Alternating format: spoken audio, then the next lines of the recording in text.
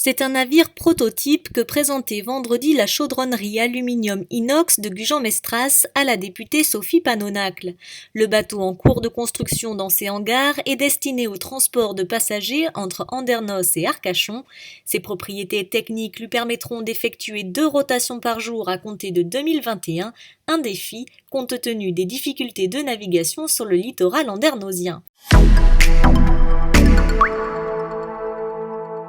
Là, je suis à côté d'un bateau de transport de passagers qui a été créé spécialement pour pouvoir faire la liaison Andernos-Arcachon sur la base d'une barge ostréicole au tout départ, qui a évolué forcément et qui va permettre à ce bateau de flotter dans très peu d'eau, puisque le problème à Andernos étant que la marée elle arrive tard et elle repart assez vite.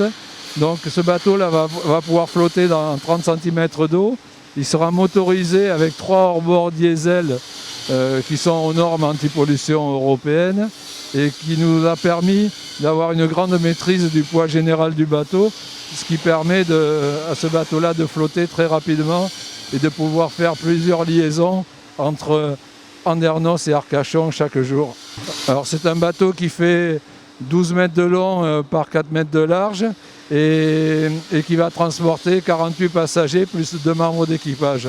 Alors il y aura une mise à l'eau. La mise à l'eau est prévue pour fin octobre et avec des essais pendant l'hiver et une mise en service à partir des vacances de Pâques. Une fréquentation de 30 000 passagers à l'année est estimée. Déjà, une version 2 est envisagée qui pourrait être équipée d'une propulsion électrique. La création d'une deuxième unité pourrait également permettre une liaison entre Andernos et le Cap Ferré, une réalisation rendue possible grâce au savoir-faire et à l'expertise du chantier dans les navires aluminium. Basée à Gujan est une entreprise qui existe depuis 1995 et qui à la base travaillait beaucoup avec le monde ostréicole en leur fabriquant leurs barges de travail. J'ai repris cette entreprise en 2005. J'ai plutôt dirigé cette entreprise-là maintenant vers la construction navale aluminium. Il me semblait important de rencontrer M. Morin et puis également par rapport au plan de relance, j'ai rencontré la ministre Pannier-Runacher cette semaine qui m'a vraiment incité à aller à la rencontre d'entreprises, d'industriels de territoire pour pouvoir essayer de les soutenir des dossiers dans le cadre de ce plan de relance. Je crois qu'on a là l'entreprise qui peut parfaitement rentrer dans un soutien économique de l'État, voilà. Et puis c'est également une entreprise dans l'idée qui travaille en tout cas dans l'idée de réduire la mobilité, les voitures sur la route.